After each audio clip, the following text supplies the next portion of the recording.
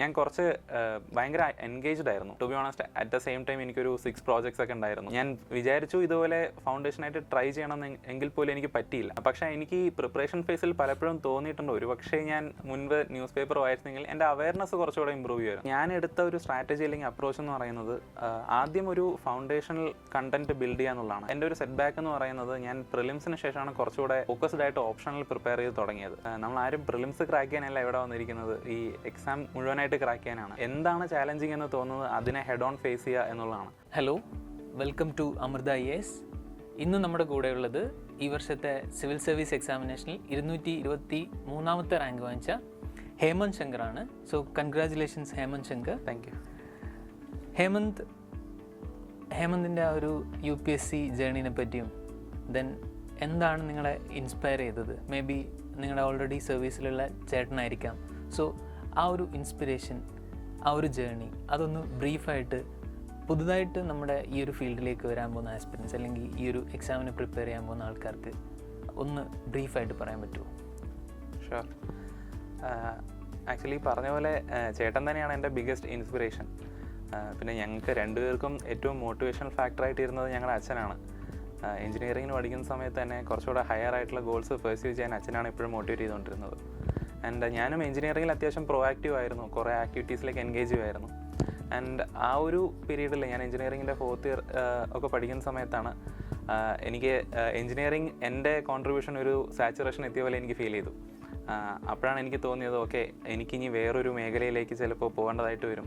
അങ്ങനെയാണെന്നുണ്ടെങ്കിൽ എനിക്ക് ഏറ്റവും നന്നായിട്ട് കോൺട്രിബ്യൂട്ട് ചെയ്യാൻ പറ്റുന്നതും കുറച്ച് നല്ല ഇമ്പാക്റ്റ് ഉണ്ടാക്കാൻ പറ്റുന്നതായിട്ടുള്ളൊരു മേഖല ഞാൻ ആലോചിച്ച് നോക്കി.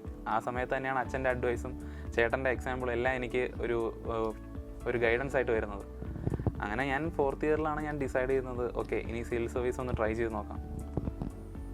സോ ആ ഒരു കോളേജ് 4th ഇയറിൽ തന്നെ ന്യൂസ് പേപ്പർ റീഡിങ്ങോ അല്ലെങ്കിൽ അതുപോലത്തെ ഒരു ഫൗണ്ടേഷൻ ഫേസ് ഹേമന്തിൻ്റെ കാര്യത്തിൽ നടന്നിട്ടുണ്ടായിരുന്നോ?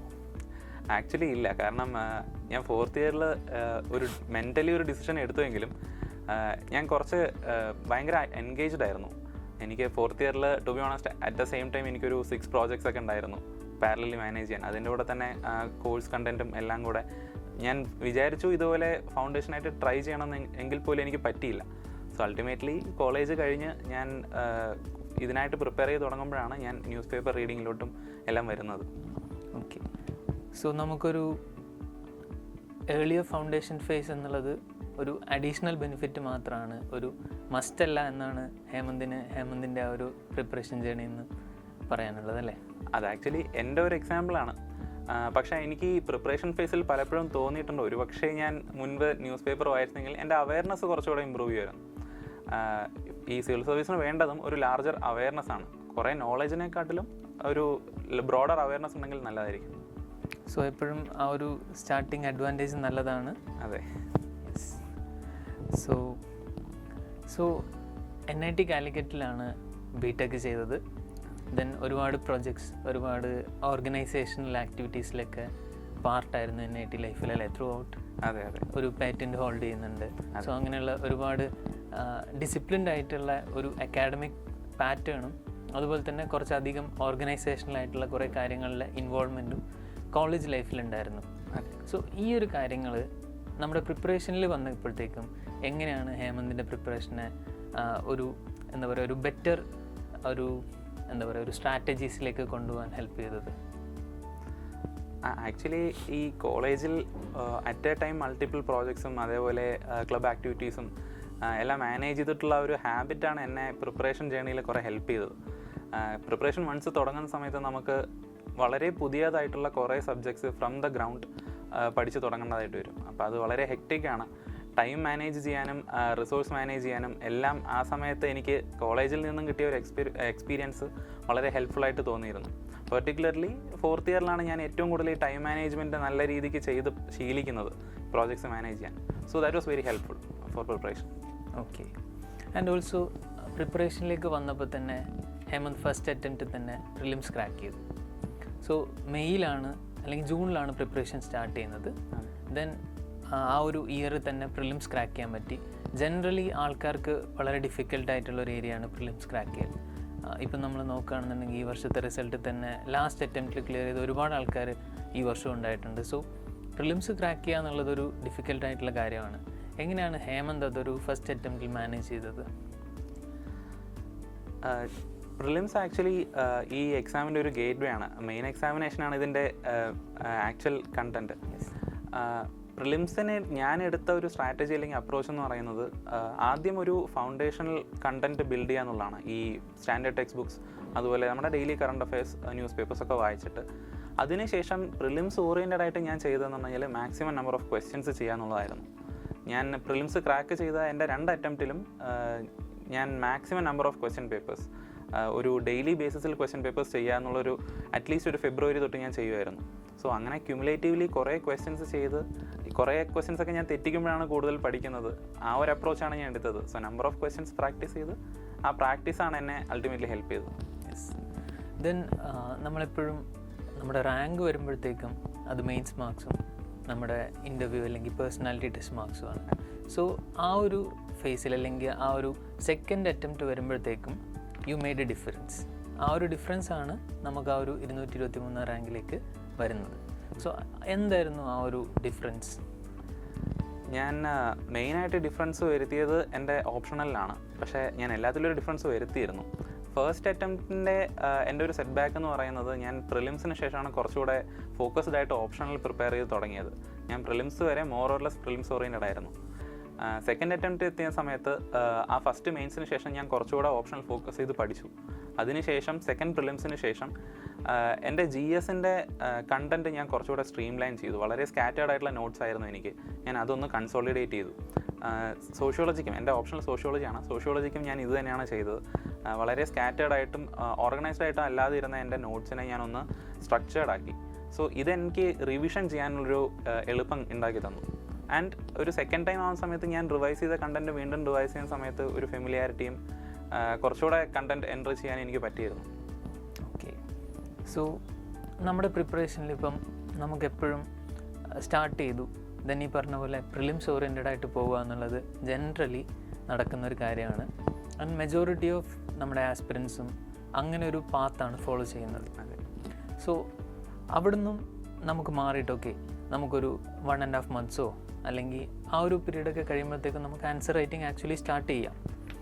ദെൻ അതെപ്പോഴും നമുക്കൊരു പോസ്റ്റ്പോണിങ് ടെൻഡൻസി എപ്പോഴും നമുക്ക് ഉണ്ടാവാറുണ്ട്. സോ ഇതിനെ ഓവർകം ചെയ്യാൻ അല്ലെങ്കിൽ ഒരു പുതിയൊരു ആസ്പിരൻറ്റിന് ഈ വർഷം സ്റ്റാർട്ട് ചെയ്യുന്ന ഒരാൾക്ക് എന്തെങ്കിലും ഒരു അഡ്വൈസ് അല്ലെങ്കിൽ ഒരു ടിപ്പ് എന്തെങ്കിലും കൊടുക്കാനുണ്ടോ ഹേമന്ത്, ആ ഒരു എക്സ്പീരിയൻസ് ഒന്നും? ഡെഫിനറ്റ്ലി ഇത് ആക്ച്വലി എന്നോട് എൻ്റെ ചേട്ടൻ പറഞ്ഞിട്ടുള്ളൊരു കാര്യമാണ്. അതായത് നമ്മളാരും പ്രിലിംസ് ക്രാക്ക് ചെയ്യാനല്ല ഇവിടെ വന്നിരിക്കുന്നത്, ഈ എക്സാം മുഴുവനായിട്ട് ക്രാക്ക് ചെയ്യാനാണ്. സോ പ്രിലിംസ് അൾട്ടിമേറ്റ്ലി ഒരു ഗേറ്റ് വേ മാത്രമാണ്. മെയിൻസ് എഴുതുന്നതിനുള്ളൊരു പോസ്റ്റ്പോണ്ടിങ് ടെൻഡൻസി മെയിനായിട്ട് വരാനുള്ളൊരു കാരണം എന്ന് പറയുന്നത് ടൈം ബൗണ്ട് ആയിട്ട് നമ്മൾ ആൻസേഴ്സ് എഴുതുമ്പോൾ നമ്മൾ പെട്ടെന്ന് തന്നെ ഒരു സ്ട്രെസ്ഫുൾ എൻവയോൺമെൻറ്റിലോട്ട് പോകും. സോ അത് എപ്പോഴും കുറച്ച് ചാലഞ്ചിങ് ആയതുകൊണ്ട് മാറ്റി വയ്ക്കാനുള്ള ഒരു ടെൻഡൻസി ഉണ്ടാവും. പക്ഷേ എൻ്റെ അഡ്വൈസ് എന്ന് പറയുന്നത് എന്താണ് ചാലഞ്ചിങ് എന്ന് തോന്നുന്നത് അതിനെ ഹെഡ് ഓൺ ഫേസ് ചെയ്യുക എന്നുള്ളതാണ്. അൾട്ടിമേറ്റ്ലി നമുക്ക് പേടി ഉണ്ടാക്കുന്ന എന്തെങ്കിലും ഒരു ചാലഞ്ച് ഉണ്ടെന്നുണ്ടെങ്കിൽ അതിനെ നമ്മൾ കോൺകർ ചെയ്യുമ്പോഴാണ് ഈ എക്സാം നമുക്ക് കുറച്ചുകൂടെ ഹാൻഡിൽ ചെയ്യാനായിട്ട് പറ്റുന്നത്.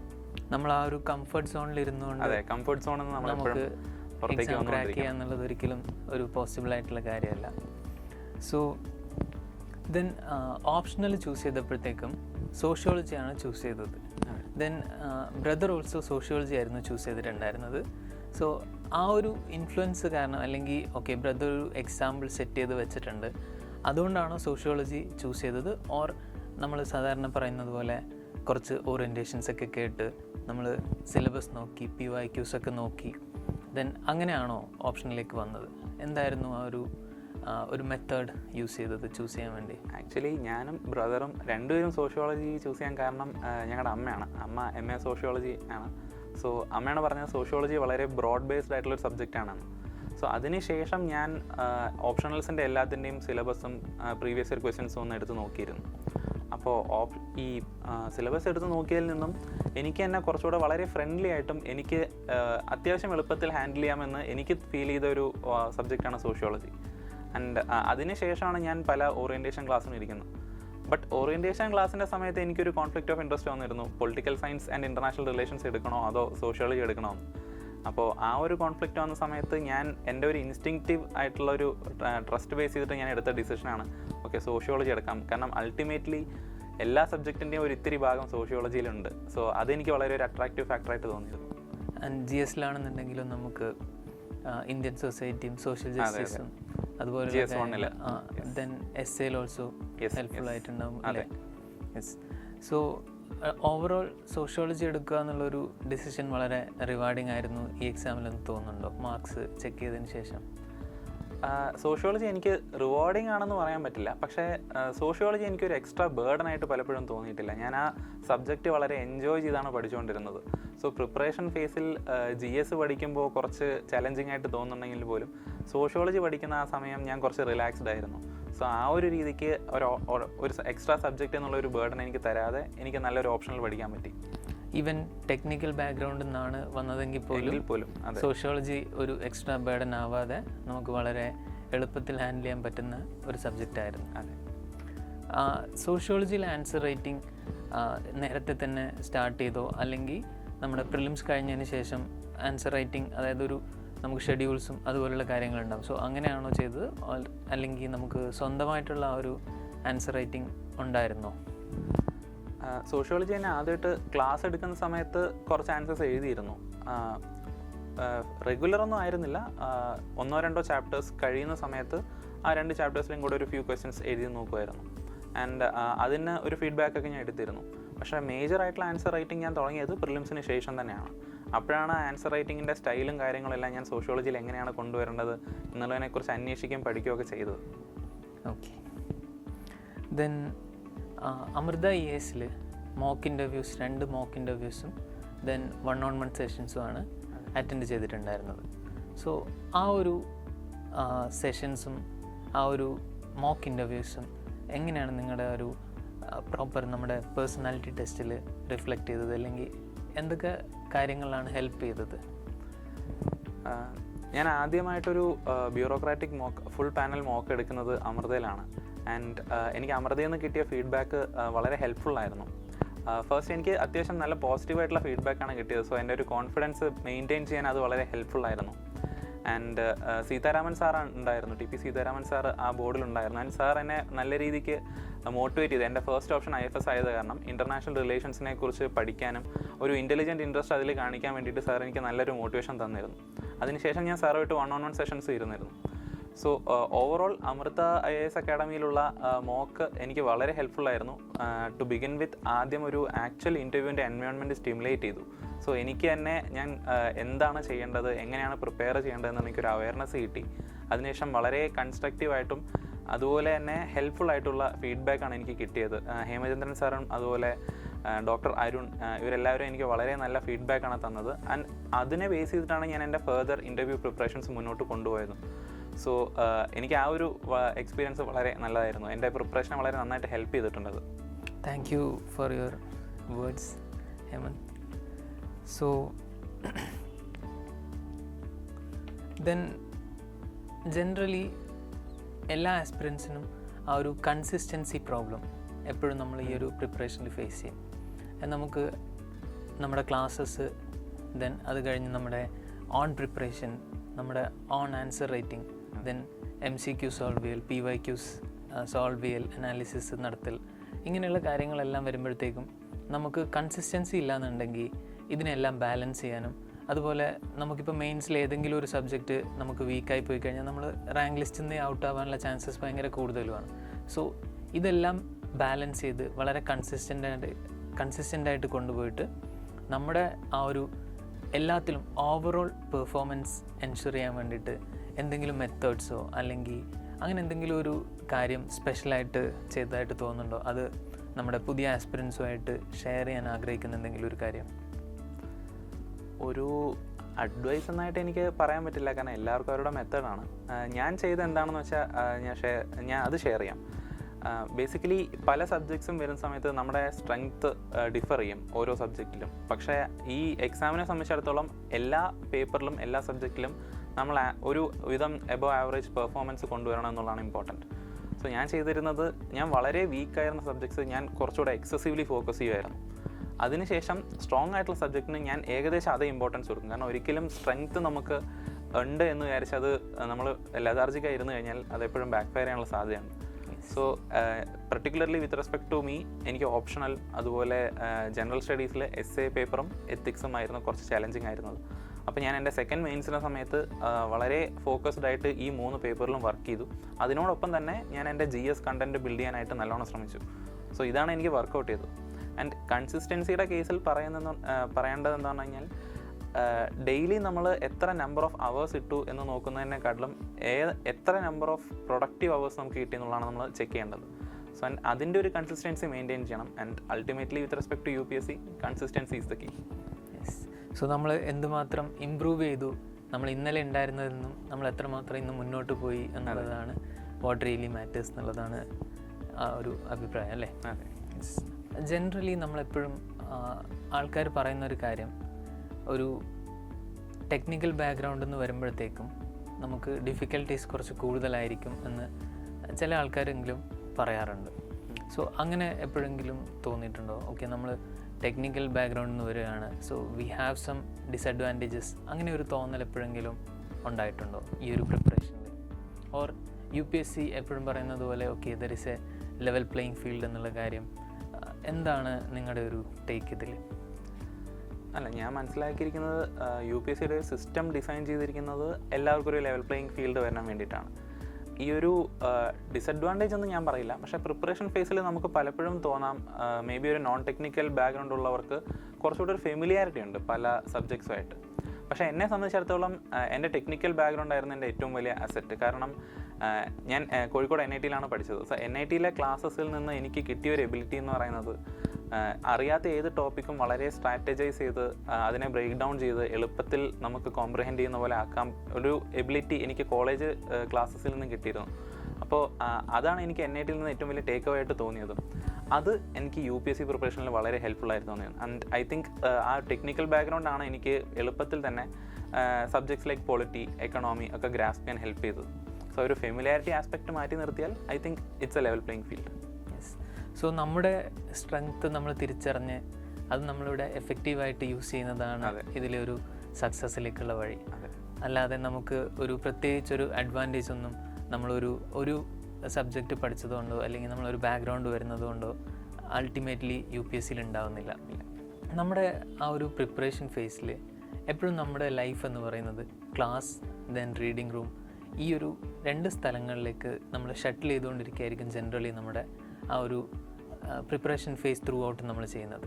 സോ ഈ ഒരു 2 സ്ഥലങ്ങളിലായിട്ട് ഹേമന്ത് ആ ഒരു പ്രിപ്പറേഷൻ ടൈമിൽ എത്ര അവേഴ്സ് സ്പെൻഡ് ചെയ്യായിരുന്നു? ജനറലി ആൾക്കാർക്കൊരു അറിയാനൊരു എക്സൈറ്റ്മെൻറ്റ് ഉണ്ടാവും എത്ര അവേഴ്സ് നമ്മളവിടെ സ്പെൻഡ് ചെയ്യായിരുന്നു എന്നുള്ളത്. ഞാൻ ജനറലി ഒരു 12 to 14 hours കൺസിസ്റ്റൻ്റ് ആയിട്ട് പ്രിപ്പറേഷന് വേണ്ടി സ്പെൻഡ് ചെയ്യും. എന്ന് പറയുമ്പോൾ 12 to 14 hours കൺസിസ്റ്റൻ്റ്ലി ഇരുന്ന് പഠിക്കുമെന്നല്ല, അതിൻ്റെ ഇടയിൽ ഫുഡ് കാര്യങ്ങളെല്ലാം ഉണ്ടാവും. But I will make sure that ഈ 12 to 14 hours ഞാൻ അൺഇൻറ്ററപ്റ്റഡ്ലി പഠിത്തത്തിന് കൊടുക്കും. അതായത് വേറെ ആക്ടിവിറ്റീസ് ഒന്നും ഇല്ലായിരുന്നു. കോ കരിക്കുലേഴ്സ് എല്ലാം ഓൾമോസ്റ്റ് ഓഫായിരുന്നു, ഒന്നും ചെയ്തിട്ടില്ല. ബട്ട് ദെൻ UPSCയുടെ ഒരു സ്പെഷ്യാലിറ്റി എന്ന് പറഞ്ഞു കഴിഞ്ഞാൽ even when we are not studying and preparing we are still gaining knowledge. പലപ്പോഴും എനിക്ക് പ്രിലിംസ് എക്സാമിനേഷന് ഞാൻ യൂട്യൂബ് ഷോർട്സിൽ നിന്നും അല്ലെങ്കിൽ റാൻഡം യൂട്യൂബ് വീഡിയോസിൽ നിന്നും കണ്ട ഇൻഫർമേഷൻ വരെ എനിക്ക് യൂസ്ഫുൾ ആയിട്ടുണ്ട്. So I think rather than the number of hours it's important that you give A productive day. Yes. So നമ്മൾ അതുപോലെ തന്നെ ഇപ്പം റാൻഡം യൂട്യൂബ് ഷോർട്സിൽ നിന്ന് ഇൻഫർമേഷൻസ് കിട്ടിയിട്ടുണ്ടെന്ന് പറഞ്ഞു. സോ നമ്മൾ ജനറലി ഇപ്പം നമുക്കൊരു സോഷ്യൽ മീഡിയ അഡിക്ഷനും ദെൻ ഒരുപാട് ടൈം അതിൽ സ്പെൻഡ് ചെയ്യുന്നതും ആൻഡ് ഓൾസോ ഒരു ഇൻഫർമേഷൻ ഓവർലോഡ് നമുക്ക് വരുന്ന ആ ഒരു എറയിലാണ് നമ്മളിപ്പം ജീവിക്കുന്നത്. സോ ആ ഒരു സമയത്ത് നമ്മൾ ഒരു പുതിയ ആസ്പിരൻ്റ് ഈ ഒരു സോഷ്യൽ മീഡിയയിൽ നിന്ന് കട്ട് ഓഫ് ആവേണ്ട കാര്യമുണ്ടോ ഡ്യൂറിങ് പ്രിപ്പറേഷൻ? ആൻഡ് ഓൾസോ അതുപോലെ തന്നെ നമ്മുടെ സോഷ്യൽ ലൈഫ് എത്രമാത്രം ഇമ്പാക്റ്റഡ് ആവും എന്നിപ്പം ജനറലി ഒരു പുതിയ ആസ്പിരൻറ്റിന് എപ്പോഴും കുറച്ച് ഡൗട്ട്സ് ഉണ്ടാവും. എത്രമാത്രം ഫങ്ഷൻസ് അവോയ്ഡ് ചെയ്യേണ്ടി വരും, എത്രമാത്രം സോഷ്യൽ ആയിട്ടുള്ള കാര്യങ്ങളിലെ ഇൻവോൾവ്മെൻറ്റ് കട്ട് ഓഫ് ചെയ്യേണ്ടി വരും, ഇങ്ങനെയുള്ള കാര്യങ്ങളിലൊക്കെ ഒരു പ്രിപ്പറേഷനിലേക്ക് വരാനിരിക്കുന്ന ഒരാൾക്ക് ഒരുപാട് ഡൗട്ട്സും റിസർവേഷൻസും ഉണ്ടാവും. സോ ഹേമന്തിൻ്റെ ജേർണിയിൽ ഈ കാര്യങ്ങൾ എങ്ങനെയാണ് ഉണ്ടായിരുന്നത്? സോഷ്യൽ മീഡിയ ഞാനങ്ങനെ കംപ്ലീറ്റ് ആയിട്ട് അവോയ്ഡ് ചെയ്തിട്ടില്ല. എൻ്റെ ഒരു മേജർ എൻ്റർടൈൻമെൻ്റ് എന്ന് പറയുന്നത് സോഷ്യൽ മീഡിയയിൽ ഈ ട്രോൾ പേജുകളും ഒക്കെ തന്നെ ആയിരുന്നു. ആൻഡ് ഈ പറഞ്ഞ പോലെ എനിക്ക് എൻ്റെ പല കറണ്ട് അഫയേഴ്സ് ഇൻഫർമേഷൻ ആദ്യം എനിക്ക് കിട്ടുന്ന ഈ ട്രോളുകളിൽ നിന്നാണ്. അതുപോലെ സോഷ്യൽ ആക്ടിവിറ്റീസ്, ഈ ഫാമിലി ഫങ്ഷൻസ് അങ്ങനെയുള്ള കാര്യങ്ങൾ, അത് എനിക്ക് പലപ്പോഴായിട്ട് നല്ലപോലെ സാക്രിഫൈസ് ചെയ്യേണ്ടി വന്നിട്ടുണ്ട്. ഞാൻ കഴിഞ്ഞ 2 വർഷമായിട്ട് ഓണത്തിന് മോക്ക് ടെസ്റ്റ് എഴുതിക്കൊണ്ടിരിക്കുകയായിരുന്നു. സോ അങ്ങനെയുള്ള കുറച്ച് സാക്രിഫൈസസ് നെസസറിയാണ്. പിന്നെ ഫ്രണ്ട്സ്, ഞാൻ എല്ലാ ഫ്രണ്ട്സിനോടും പ്രിപ്പറേഷൻ്റെ കാര്യമൊന്നും പറഞ്ഞിട്ടുണ്ടായിരുന്നില്ല. But I had a very close knit group of friends who knew about this. അപ്പോൾ അവരുമായിട്ട് ഞാൻ എപ്പോഴും കമ്മ്യൂണിക്കേറ്റ് ചെയ്യുമായിരുന്നു. ഒരുപാട് സ്ട്രെസ്സും ടെൻഷനും വരുന്ന സമയത്ത് അവരോട് സംസാരിക്കുമ്പോൾ അവർ നമ്മളെ ആശ്വസിപ്പിക്കുന്നതും അവർ നമുക്ക് തരുന്ന കോൺഫിഡൻസാണ് പലപ്പോഴും മുന്നോട്ട് പോകാനുള്ള ഒരു ഫാക്ടറായിട്ട് വന്നിട്ടുള്ളത്. സോ ഒരു ടോട്ടലി കട്ട് ഓഫ് ലൈഫിന് പകരം കുറച്ചുകൂടെ റെഗുലേറ്റഡ് ആൻഡ് കൺട്രോൾഡ് ലൈഫായിരിക്കും കുറച്ചുകൂടെ നല്ലത്. നമ്മൾ ഈ ഒരു നമ്മൾ പ്രിപ്പറേഷനിൽ ഇറങ്ങുകയാണ് എന്ന് നമ്മളൊരു വലിയ ഡിക്ലറേഷൻ ചെയ്തിട്ട് വരുന്ന ആൾക്കാരെ നമ്മൾ കാണാറുണ്ട്. സോ സപ്പോസ് അൺഫോർച്ചുനേറ്റ്ലി അവർക്ക് ഇപ്പം മേ ബി ഫസ്റ്റ് അറ്റംപ്റ്റ് നമുക്ക് കിട്ടിയില്ല and second attempts may be unfortunately കിട്ടിയില്ലെങ്കിൽ ഈ നമ്മൾ ആ ഒരു കാര്യം ഡിക്ലെയർ ചെയ്തത് ജനറലി ഒരു ബേർഡനായിട്ട് വരാറുണ്ട്. നമ്മൾ സറൗണ്ടിങ്ങിൽ നമ്മൾ നോക്കുകയാണെന്നുണ്ടെങ്കിൽ നമ്മൾ അങ്ങനത്തെ ഒരുപാട് എക്സാമ്പിൾസ് കാണാറുണ്ട്. സോ എപ്പോഴും നമുക്കൊരു വളരെ എന്താ പറയുക ലിമിറ്റഡ് ആയിട്ടുള്ള ആൾക്കാരുടെ അടുത്ത് മാത്രം ഇൻഫോം ചെയ്തിട്ട് സിവിൽ സർവീസിൽ ഇറങ്ങുന്നതാണ് നല്ലത് എന്ന് ഹേമന്തിന് ഓൾസോ തോന്നിയിട്ടുണ്ടല്ലേ? എനിക്ക് തോന്നിയിട്ടുള്ളത് നമുക്ക് നമ്മുടെ ഒരു മെൻറ്റാലിറ്റി മനസ്സിലാക്കി നമ്മളോട് ബിഹേവ് ചെയ്യാൻ പറ്റുന്ന ആരോട് വേണമെങ്കിൽ നമുക്ക് ഫ്രീ ആയിട്ട് പറയാം എന്നുള്ളതാണ്. So if your family is cordial with that നമുക്ക് അതിനനുസരിച്ച് ചെയ്യാം. അതല്ല നമ്മളെ ഒരുപാട് ക്വസ്റ്റ്യൻ ചെയ്ത് നമ്മളെ എപ്പോഴും കാര്യം അന്വേഷിച്ച് അൾട്ടിമേറ്റ്ലി അവരുടെ കൺസേണും കെയറും കൊണ്ടാണ് നമ്മളെ വിളിക്കുന്നതും നമ്മുടെ ഫ്യൂച്ചറിനെ കുറിച്ച് അന്വേഷിക്കുന്നതും. പക്ഷേ നമുക്കതൊരു ബേർഡൻ ആവുന്നുണ്ടെങ്കിൽ ഡിക്ലെയർ ചെയ്യാതെ നമ്മുടെ on work in silence and then let the result speak for you, ആ ഒരു സ്ട്രാറ്റജി ആയിരിക്കും കുറച്ചുകൂടെ നല്ലത്. ഈ ഒരു കാര്യം കേൾക്കാൻ വേണ്ടിയാണ് ഞാൻ ഈ ഒരു ചോദ്യത്തിലേക്ക് വന്നത്. കാരണം work hard in silence, then നമ്മുടെ ആ ഒരു വിജയമാണ് അത് എന്താ പറയുക അതിൻ്റെ ഒരു പുറത്തറിയിക്കേണ്ടത്. അതെ. സോ നമ്മുടെ പ്രിപ്പറേഷൻ ഫേസിൽ അതുപോലെ ഉണ്ടാവുന്ന ചില വളരെ സ്പെസിഫിക് ആയിട്ടുള്ള കുറച്ച് കാര്യങ്ങളുണ്ട്. ഒന്നാമത്തെ കാര്യം, ഇന്ത്യൻ എക്സ്പ്രസ് ഫോളോ ചെയ്യണോ ഹിന്ദു ഫോളോ ചെയ്യണോ എന്നുള്ള പോലെയുള്ള ഡൗട്ടുകൾ നമ്മളെപ്പോഴും കേൾക്കുന്നതാണ്. സോ നിങ്ങൾ ഏത് ഒരു പത്രമാണ് ഫോളോ ചെയ്തത് റെഗുലറായിട്ട്? ഞാൻ മെയിൻസ് വരേക്കും മോസ്റ്റ്ലി ഫോളോ ചെയ്തത് ദ ഹിന്ദു ആണ്. കാരണം എനിക്ക് വേണ്ട കറണ്ട് അഫയേഴ്സും അത്യാവശ്യം പോളറൈസ്ഡ് അല്ലാതെ വളരെ ന്യൂട്രലായിട്ട് ന്യൂസ് ഹാൻഡിൽ ചെയ്യുന്ന ഒരു പത്രം എന്നുള്ളതിൽ ഹിന്ദു വളരെ ഹെൽപ്ഫുള്ളായിരുന്നു. ഇൻ്റർവ്യൂ പ്രിപ്പറേഷൻ്റെ സമയത്ത് എനിക്ക് കുറച്ചുകൂടെ വൈഡ് പെർസ്പെക്റ്റീവ്സ് വേണമെന്നുള്ളതുകൊണ്ട് ഞാൻ ഒന്നിൽ കൂടുതൽ പേപ്പർ വായിക്കാൻ തുടങ്ങി. അപ്പോൾ ഞാൻ വായിച്ചുകൊണ്ടിരുന്നത് ഹിന്ദു, അതുപോലെ ഇന്ത്യൻ എക്സ്പ്രസ്, പിന്നെ ഓൺലൈനായിട്ട് ദ പ്രിൻറ്റ് എന്ന് പറഞ്ഞ പേപ്പർ ഞാൻ വായിക്കുമായിരുന്നു. ഈ 3 മീഡിയാസിനെയാണ് റെഗുലറായിട്ട് റിലേ ചെയ്തുകൊണ്ടിരുന്നത്. ഇത് കൂടാതെ ഏതെങ്കിലും ഡിസ്കഷൻസ്, ഡിബേറ്റ്സ് ഇങ്ങനെയുള്ള കാര്യങ്ങൾ ഓൺലൈനിൽ അല്ലെങ്കിൽ മേ ബി സം യൂട്യൂബ് ചാനലിൽ കാണാറുണ്ടായിരുന്നോ? ഞാൻ ഇൻ്റർവ്യൂ പ്രിപ്പറേഷൻ്റെ ഫേസിൽ റെഗുലർലി DD ഇന്ത്യ ന്യൂസ് കാണുമായിരുന്നു. വളരെ അപ്ഡേറ്റ് ആയിട്ടുള്ള ഗവൺമെൻറ് പെർസ്പെക്റ്റീവിലുള്ള കാര്യങ്ങൾ കിട്ടാൻ വേണ്ടിയിട്ട്. അതുപോലെ തന്നെ ഞാൻ ഫസ്റ്റ് പോസ്റ്റ് എന്ന് പറഞ്ഞ ഒരു ചാനലുണ്ട്. അത് എൻ്റെ ഓൺ താല്പര്യത്തിൽ ഞാൻ ഇൻ്റർനാഷണൽ റിലേഷൻസിനെ കുറിച്ച് അറിയാൻ വേണ്ടിയിട്ട് കാണുമായിരുന്നു. ഈ 2 കാര്യങ്ങളാണ് ഫോളോ ചെയ്യുന്നത്. അടുത്തതായിട്ട് എപ്പോഴും ഉണ്ടാകുന്ന ഒരു ഡൗട്ട്, എങ്ങനെ നമ്മൾ നോട്ട് മേക്കിംഗ് ചെയ്യണം എന്നുള്ളതാണ്. ഇപ്പം നമുക്ക് NCERTസിൻ്റെ നോട്ട്സ് നമ്മൾ ഹാർഡ് നോട്ട് അല്ലെങ്കിൽ നമ്മുടെ ഒരു റിട്ടൺ നോട്ട്സ് ഉണ്ടാക്കണോ? ദെൻ അതുപോലെ തന്നെ നമ്മുടെ ക്ലാസ് ലെക്ചർ നോട്ട്സ് നമ്മൾ പ്രിപ്പയർ ചെയ്യണം. കാരണം നമുക്ക് ഒരുപാട് മെറ്റീരിയൽസ് ഇപ്പം പ്രിൻ്റഡ് ആയിട്ടും ദെൻ അക്കാഡമീസ് ജോയിൻ ചെയ്യുമ്പോഴും നമുക്ക് ക്ലാസ് നോട്ട്സ് ആയിട്ടും നമുക്ക് ഒരുപാട് മെറ്റീരിയൽസ് പ്രൊവൈഡ് ചെയ്യുന്നുണ്ട്. സോ ആ ഒരു ടൈമിൽ ആൻഡ് ഓൾസോ ഓൺലൈൻ PDFസിൻ്റെ കാര്യമാണെന്നുണ്ടെങ്കിൽ നമ്മുടെ വെബ്സൈറ്റ്സും ടെലിഗ്രാംസും എല്ലാം ഫ്ലഡഡ് വിത്ത് മെറ്റീരിയൽസ് ആണ്. സോ അങ്ങനെ ഒരു സിറ്റുവേഷനിൽ നമ്മളൊരു ഓൺ നോട്ട് ഉണ്ടാക്കുന്നതിൻ്റെ ഒരു ഇമ്പോർട്ടൻറ്റ് ഹേമന്തിൻ്റെ പ്രിപ്പറേഷനിൽ എങ്ങനെയായിരുന്നു? ഞാൻ സെൽഫായിട്ട് നോട്ട് ഉണ്ടാക്കിയിട്ട് പഠിക്കുന്ന ഒരാളാണ്. കാരണം എനിക്ക് ഹെവി ആയിട്ടുള്ള കണ്ടൻറ്റ് വായിച്ച് അത് വീണ്ടും റിവൈസ് ചെയ്യാനുള്ള ഒരു ബുദ്ധിമുട്ടിനെ ഓവർകം ചെയ്യാൻ വേണ്ടിയിട്ട് എനിക്ക് കുറച്ചുകൂടെ കംഫർട്ടബിൾ ഞാൻ തന്നെ ഉണ്ടാക്കിയ നോട്ട്സ് വായിക്കുന്നതായിരുന്നു. But I was more flexible about it. കാരണം ഞാൻ ഒരു സ്ട്രാറ്റജീനെ എല്ലാവരുടെയും അപ്ലൈ ചെയ്യാൻ ട്രൈ ചെയ്യില്ല.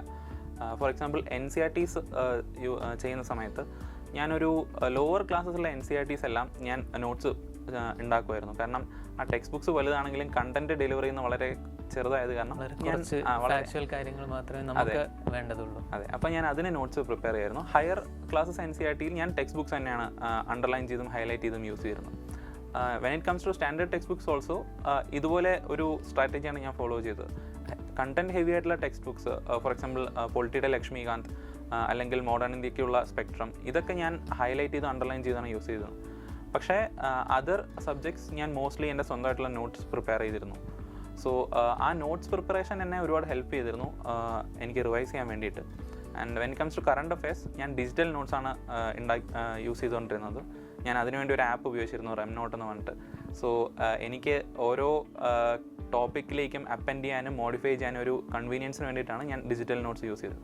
ഓക്കെ, സോ നമുക്ക് GSലെ ഓരോ പേപ്പേഴ്സിലേക്കും അത് കണക്ട് ചെയ്യാൻ ഡിജിറ്റൽ നോട്ട്സ് ആയിരിക്കും എപ്പോഴും കുറച്ചും കൂടി ഈസിയർ ആയിട്ട് വരുന്നത്. കാരണം നമുക്ക് എപ്പോഴും അപ്ഡേറ്റ് ചെയ്യാം. പുതിയ കാര്യങ്ങൾ വരുമ്പോഴത്തേക്കും ആ ഇൻഫർമേഷൻ നമുക്ക് അതിൻ്റെ കൂടെ ആഡ് ചെയ്യാനുള്ള ആ ഒരു ഫെസിലിറ്റി ഒക്കെ നമുക്ക് എപ്പോഴും ഓൺലൈൻ നോട്ട്സിലാണ് അവൈലബിൾ ആവുന്നത്. സോ ആ ഒരു ഫീഡ്ബാക്ക് നമ്മുടെ ഇനി വരുന്ന ആസ്പിറൻസിനെല്ലാം ഹെൽപ്ഫുൾ ആയിരിക്കും എന്നാണ് ഞാൻ വിചാരിക്കുന്നത്. സോ നമ്മളിപ്പം പേഴ്സണാലിറ്റി ടെസ്റ്റിലേക്ക് പോകുമ്പോഴത്തേക്കും നമ്മളതിന് മുന്നേ ഒരുപാട് mock interviews, number of mock interviews നമ്മൾ കേരളത്തിൽ തന്നെ അവൈലബിൾ ആണ്. പ്ലസ് അതിൻ്റെ കൂടെ നമ്മൾ ഡൽഹിയിൽ പോയിട്ടും ഒരുപാട് മോക്ക് ഇൻ്റർവ്യൂസ് എടുത്തിട്ടുണ്ടാവും. സോ ഇതിനൊക്കെ ശേഷമാണ് നമ്മൾ പേഴ്സണാലിറ്റി ടെസ്റ്റിലേക്ക് പോകുന്നത്. സോ അവിടെ ചെല്ലുമ്പോഴത്തേക്കും ഈ മോക്ക് ഇൻ്റർവ്യൂ അല്ലെങ്കിൽ അതിൻ്റെ അറ്റ്മോസ്ഫിയർ ഒന്നും എന്തൊരു ഡിഫറൻസ് ആണ് ഫീൽ ചെയ്തത് ഹേമന്തിൻ്റെ കേസിൽ? ഈ പറഞ്ഞ പോലെ ഞാൻ ഒരുപാട് മോക്ക് എടുത്തിരുന്നു എൻ്റെ ആദ്യത്തെ ഇൻ്റർവ്യൂ ആയതുകൊണ്ട് തന്നെ. Inside Kerala and outside Kerala ഞാൻ കൂടുതലും ഓൺലൈനായിട്ടാണ് എടുത്തത്. എനിക്ക് കിട്ടിയ മോക്ക് ഇൻ്റർവ്യൂസ് എല്ലാം അത്യാവശ്യം വളരെ കോഡിയലായിരുന്നു. അവർ നമ്മൾ പറയുന്നത് കേൾക്കാൻ വളരെ ഈഗറായിട്ട് ഇരിക്കുന്ന പാനൽസാണ് എല്ലാവരുടെയും എനിക്ക് കിട്ടിയിരുന്നത്.